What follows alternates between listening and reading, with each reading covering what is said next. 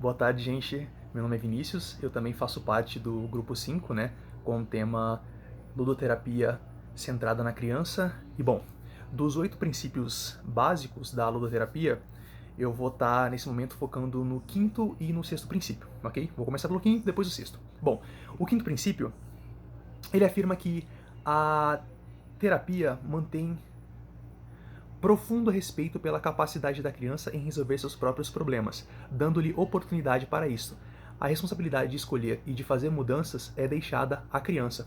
Ou seja, a mudança de comportamento, ela para ter um certo valor, ela precisa surgir do interior do indivíduo, né? Ou seja, a própria criança tem que ver nessa mudança, né, como um resultado, algo que surgiu dela mesma. Senão, porque assim ela se vê independente, ela não se vê como alguém que precisou de outro para mostrar o caminho, ou de outro que, sei lá, mandasse ela seguir aquele caminho, entendeu? Então, assim, por isso, quando o terapeuta ele acaba centrando na criança ou colocando a responsabilidade na criança, ele acaba deixando evidente assim que a própria criança é quem está no centro da terapia, né? Ela é a pessoa centrada ali naquele momento. Então, o terapeuta ele tem um papel de buscar fazer com que a criança ela compreenda que é responsável por si mesma, entendeu? Que ela é dona da sua independência. Então, assim, né, responsável por si mesma. Por isso, ele não deve fazer nenhum tipo de pressão para que ela alcance esses resultados. Esses resultados, eles têm que ser alcançados por meio dela mesma, né, como eu já disse. E isso faz parte, né, da estrutura terapêutica, né, de como é que funciona esse processo, entendeu?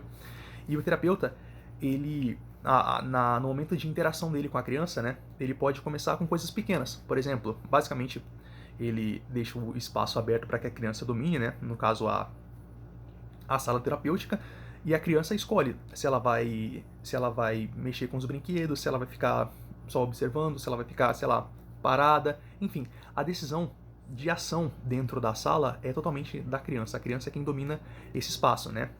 Então, assim, o que acontece? Com o tempo, né, a expectativa é que a criança ela vá adquirindo, né, interação com o terapeuta, né, ele estando focado na criança e todo o ambiente também focado e preparado para ela, a criança acaba confiando no terapeuta e eles criam essa relação, né, e através disso também a criança vai adquirindo para si mesma uma autoconfiança e um autorrespeito, né? E consequentemente ela acaba construindo ou desenvolvendo, aperfeiçoando, né, a sua autoestima. Então, todo momento que se gasta, né,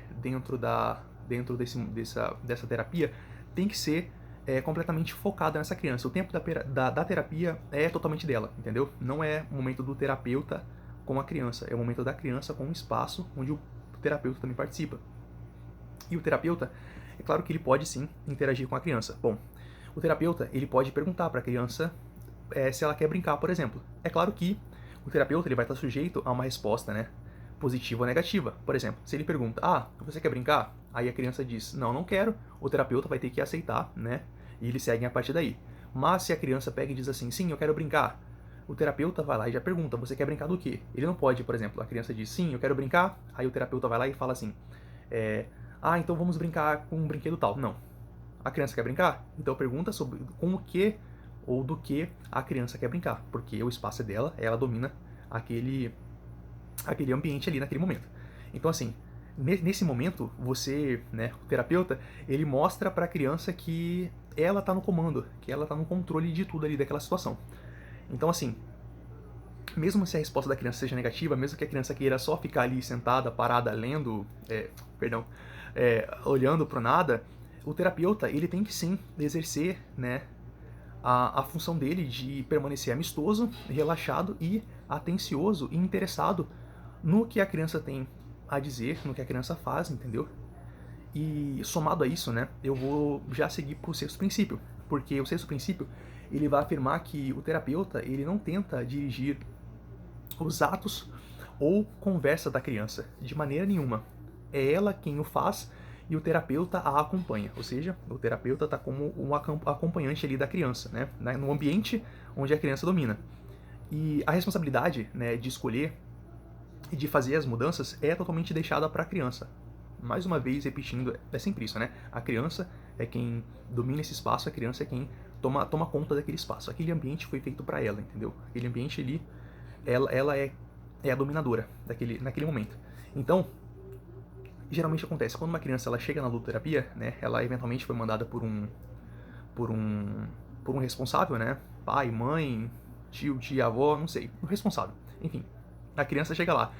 A criança é enviada para lá. Ela não vai necessariamente ela não vai de livre e espontânea vontade. Como ela é mandada para aquele ambiente, consequentemente, às vezes ela chega lá de forma inusitada. Ou seja, a reação que ela tem, que a criança eventualmente possa ter, é uma reação tanto positiva quanto negativa, né? É uma das duas coisas. E o que acontece? Por isso, né, independentemente de ser positivo ou negativa, o primeiro contato, né, do terapeuta com a criança, ele é muito importante, porque esse primeiro contato vai ser importante pro decorrer da terapia, né, pro sucesso da terapia. Então assim, o terapeuta, perdão, ele tem que sempre se manter focado na orientação não diretiva, né? Ele não deve fazer perguntas que sejam constrangedoras, que sejam indiscretas à criança, entendeu? No máximo, o que o terapeuta poderia fazer? Bom, a criança iniciou um assunto, sei lá, sobre os pais. O terapeuta pode perguntar, você quer continuar falando sobre isso? Você tem mais algo a dizer sobre isso? Não, por exemplo, a criança está fazendo alguma coisa do nada, e aí o terapeuta vai lá e pergunta assim, e seus pais? E a escola, e etc. Não. A criança introduz o assunto. Você pode perguntar se ela quer falar mais sobre um assunto que ela já introduziu anteriormente, entendeu? Que se a criança não quiser, dessa linha a gente não passa. Então, assim, isso também acaba excluindo alguns elogios, porque o terapeuta, né, ele não necessariamente ele é um amigo da criança ali.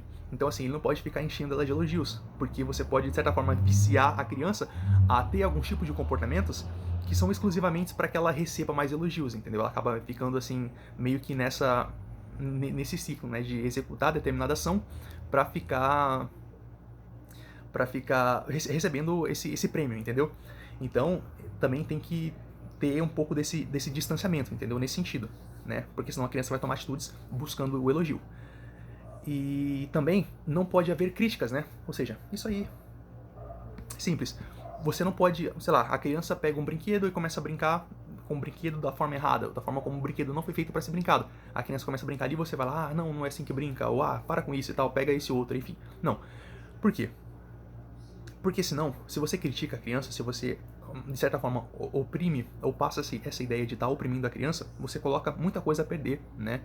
Nesse aspecto de confiabilidade da criança com o terapeuta.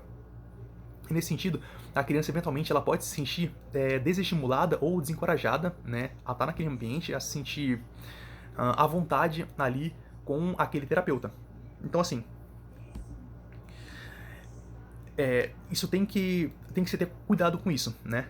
E, por exemplo, quando a criança pede alguma coisa, né? Eu tô falando aqui de, você não interagir, você não criticar, você não necessariamente ser muito direto ou muito incisivo, ficar muito em cima da criança. Você mais observa e interage com ela. E a sua interação é sempre mediante a um pedido dela, entendeu? Por exemplo, a criança, sei lá, ela tá brincando com um brinquedo, ela pergunta assim, você tá certa a forma como eu tô brincando? Se ela pediu sua ajuda, você interage com ela ali naquele momento, entendeu? Você, não é assim que faz. Se ela te perguntar alguma coisa, você vai lá e responde, entendeu? Não o contrário. Porque aí o terapeuta, nesse sentido, quando a criança pedir ajuda, pedir auxílio, o terapeuta ajuda, né? E a criança, ela precisa de liberdade, né, para isso, ou seja, como eu já falei, o ambiente é 100% dela, então o terapeuta não faz sugestões, não fica tentando invadir o espaço da criança, né? Aquela sala de brinquedo ali, da ludoterapia, é da criança, tá disponível ali para ela interage, ela toma as decisões naquele ambiente, entendeu? Da forma como ela quiser. E como eu já disse, né, o tempo da terapia é totalmente focado na criança. Ela é o centro das atenções ali naquele lugar. Né? Aquela ali é a hora dela. Então, vale comentar também que o terapeuta, né, ele não é nenhum substituto de pai ou mãe, nenhum tipo de amigo ou só um companheiro de brincadeiras, entendeu? O terapeuta, ele tem que ser visto, né? Tem que se buscar criar uma forma em que ele é visto como uma pessoa única aos olhos da criança, entendeu? Alguém que ela um adulto, mas que ela consegue interagir, como que ela consegue ver como um tipo de semelhante, alguém que a respeita, entendeu? Como ela gostaria de ser respeitada, entendeu? que respeita as atitudes dela, o que ela diz, a forma como ela brinca. Você tem esse momento de confiabilidade dos dois, né? E o livro, né, que eu usei para me basear nessa apresentação foi o da Virginia, né, Ludoterapia. Ela usa uma ilustração interessante, porque ela diz que o terapeuta, ele é como uma pessoa que segura um espelho no qual a criança é capaz de enxergar a si mesma. Ou seja, o papel dele todo ali é sim como um auxiliar, entendeu? Uma pessoa única que está ali para auxiliar a criança, entendeu? Não é um tipo de pai, um tipo de mãe ou um tipo de amigo, né? Ele está ali como alguém que vai fazer com que a criança consiga, seja capaz de olhar para si mesma e encontrar dentro de si as suas próprias respostas, entendeu? A sua independência nesse caso. E bom, basicamente é isso que eu tenho para dizer sobre esses dois princípios. Eu espero que eu tenha sido rápido. Bom, peço perdão para vocês por não ter podido estar ao vivo, né? Eu tô virtualmente ainda, mas não ao vivo, então é isso, gente. Muito obrigado pelo espaço, né? Eu não conhecia a ludoterapia, eu conheci por causa desse trabalho, entendeu? Na verdade, eu não tinha nem ouvido falar. Eu achei muito interessante o assunto, me interessei bastante e, bom, basicamente é isso. Muito obrigado e espero que vocês tenham gostado da minha apresentação e da nossa apresentação como um todo, né? Quando ela terminar, ok? Obrigadão, gente.